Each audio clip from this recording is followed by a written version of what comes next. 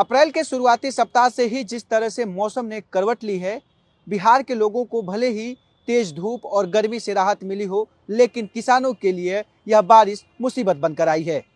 बिहार के अलग अलग हिस्सों में हो रही रुक रुक के बारिश और तेज आंधी और वज्रपात से किसानों को काफी नुकसान पहुंचा है। वहीं ग्रामीण क्षेत्रों में वज्रपात के चपेट में आने से कई लोगों की मौत भी हुई है।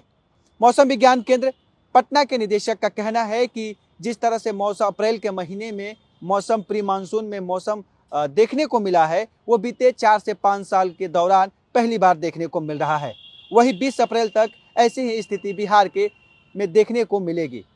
मौसम के बदलते हुए मिजाज और बारिश को लेकर मौसम विज्ञान केंद्र क्या कुछ कह रहा है, सुनिए। देखिए, पहले तो ये समझना ज़रूरी है कि ये कोई अनयूजुअल वेदर जो कहते हैं अप्रैल के महीने में, ऐसा नहीं है।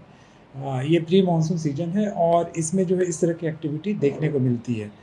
तो इसीलिए इसको अलग अलग राज्यों में, खास करके जो उत्तर प्रदेश हुआ, झारखंड हुआ, बिहार हुआ, वेस्ट बंगाल हुआ और नॉर्थ ईस्ट में इसको काल वैसाखी, नॉर्वेस्टर, अलग अलग नामों से जाना जाता है। ये इस समय क्या होता है कि थंडर स्टॉर्म की क्लाउड बनती है, विंड काफ़ी स्ट्रांग होते हैं और लाइटनिंग एक्टिविटी ज़्यादा होती है।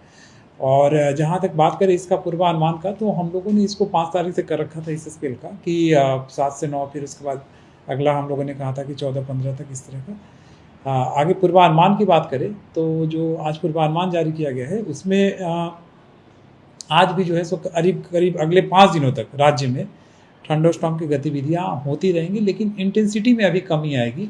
और 17 और 18 खास करके, जैसे 17 और 18 जो है, फिर से एक बार आप देखेंगे कि थोड़ी सी गतिविधियाँ राज्य में बढ़ेगी थंडरस्टॉर्म की। उस दिन थोड़ी हम लोग हैवी रेनफॉल भी देने के चांसेस है, खास करके नॉर्थ ईस्ट में। उस दिन मॉइस्चर फील्ड ज़्यादा हो रहा है, तो 17-18 को भी जो है लाइटनिंग एक्टिविटी आपको राज्य में मिलेगी। तो इस कुल मिलाकर ये कहें कि 20 तारीख तक राज्य में जो है सो लाइटनिंग की एक्टिविटी अलग अलग हिस्सों में, अलग अलग डिस्ट्रिक्ट में देखने को मिलेंगे। उसके बाद जो है जो इसमें कमी आएगी और उसके बाद तापमान फिर से धीरे धीरे बढ़ेगा राज्य में। दक्षिण बिहार में क्या स्थिति रहेगी? उत्तर बिहार की तरह का माना जा सकता है कि वहाँ पे कुछ कम रहेगा?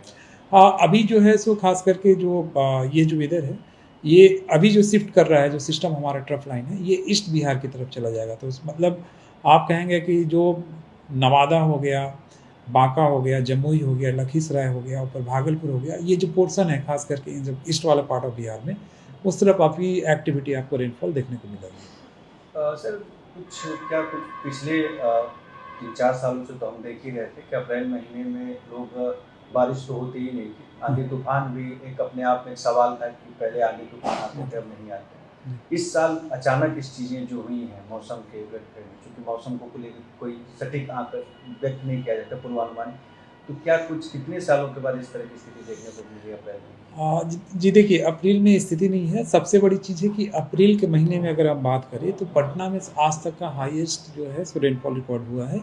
और 1941 से जो डेटा है हमारे पास, 46 से, सॉरी, अभी जो हमारे पास ऐसे 1901 से है, बट 1946 के बाद से जो डेटा आंकड़े देखे गए हैं उसमें से सबसे अप्रैल महीने का पटना में सबसे हाईएस्ट 41.6 mm रिकॉर्ड किया गया है।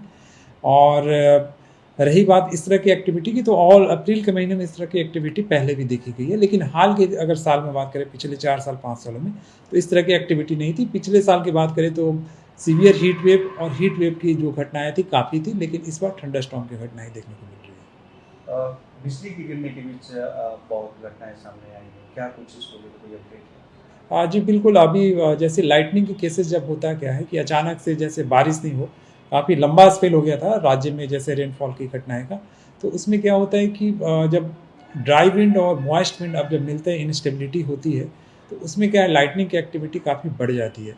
तो इसीलिए अचानक से आप देखेंगे जो कि काफ़ी ड्राई था, एक लंबा स्पेल था, जनवरी फरवरी में भी अच्छी खासी रेन नहीं थी, और इसके कारण अचानक से जब रेन हुई है इस तरह की चीज़ें, तो लाइटनिंग की एक्टिविटी काफ़ी बढ़ी है। कुछ हताहत के कुछ इस तरह की चीज़ें हमें सामने हमारे पास जो डेटा है इसका जो है सो डिजास्टर मैनेजमेंट रखते हैं रिकॉर्ड, वो आपको सटीक इसके बारे में जानकारी देंगे। क्या किसानों से लेकर आम आदमी को मौसम विभाग क्या कुछ सलाह दें? जी बिल्कुल। मैं लोगों से, खास करके जो किसान भाई हैं, अभी तक जितने भी आंकड़े आए हैं उसमें देखने हुए है कि सबसे ज़्यादा नुकसान उन्हीं को झेलना पड़ा है। मैं सबसे पहले तो मैं उनसे अपील करूँगा कि उनकी जान को सुरक्षित करने के लिए जब भी इस तरह की वेदर आप देखें, इसमें जब भी इस तरह का वेदर आप देखते हैं, तो प्लीज़ आप एकदम पक्के सुरक्षित स्थान में चले जाएं, ना पेड़ के नीचे खड़ा हो, ना पुआल के नीचे खड़ा हो, खाली मैदान में है तो कहीं भी कोई पक्का मकान हो, आधे घंटे के लिए 1 घंटे के लिए आप खड़े हो जाएं, सुरक्षित रहेंगे। इसमें क्या होता है कि ये जो वेदर होते हैं आधे से 1 घंटे तक के लिए ही होते हैं और उसके बाद आप फिर से सुरक्षित रूप से अपने आप काम कर सकते हैं। लेकिन अगर इसी बीच आप बाहर निकल रहते हैं तो लाइटनिंग के चपेट में आने की संभावना आपकी काफ़ी बढ़ जाती है, खास करके खेतों और जो अलग अलग काम कर रहे हैं उसको लेकर उसमें। गेहूं की फसल को कटने के कहा जा सकता है कुछ समयों के लिए वो उसको बिल्कुल किसान भाइयों के लिए हम लोग अलग से सलाह करते हैं, लेकिन चूंकि अभी कटनी का समय है तो उनको मैं कहूँगा कि कम से कम 20 तारीख तक वो इंतजार कर ले। 20 तारीख के बाद से मौसम सूखा होगा तो फिर से उसके बाद कटनी करे, अदरवाइज वो काटने के बाद में काफ़ी फसल को नुकसान पहुँच सकता है।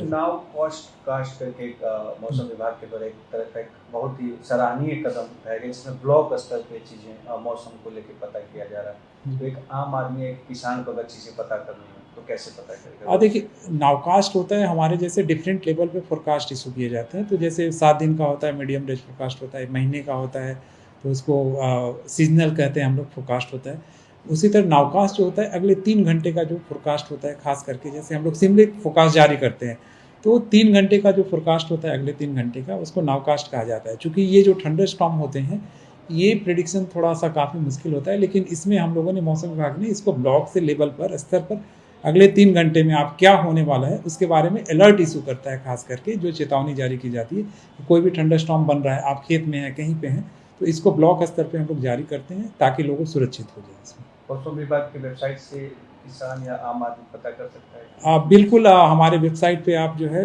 वहाँ से भी देख सकते हैं। इसके अलावा मैसेज जो है सो भेजा जाता है डिजास्टर मैनेजमेंट को। हमारे व्हाट्सअप चैनल है, हमारे ट्विटर हैंडल है, हमारे आप सोशल मीडिया पे, हमारे वेबसाइट पे फ़ोन कर आप भी पूछ सकते हैं कि किस तरह का अगले 3 घंटे में वेदर की संभावना है। उनसे आपको सारी जानकारी मिल सकती है। अगर ये वीडियो आपको पसंद आया है तो इसे लाइक ज़रूर करें। अगर चैनल अभी तक सब्सक्राइब नहीं किया है तो कर लें और नोटिफिकेशन पाने के लिए बेल आइकन भी दबा दें।